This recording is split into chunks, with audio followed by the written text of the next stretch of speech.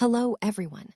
Welcome to day 25 of my embroidery challenge. Today, I've created a lovely floral wreath using colorful ribbons. A mix of red, pink, silver, and maroon flowers with bright green leaves.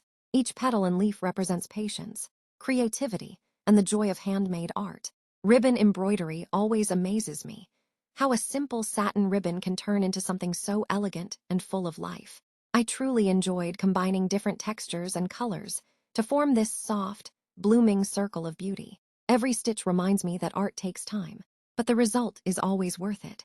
I hope this design inspires you to pick up your needle, play with colors, and let your creativity bloom just like these flowers.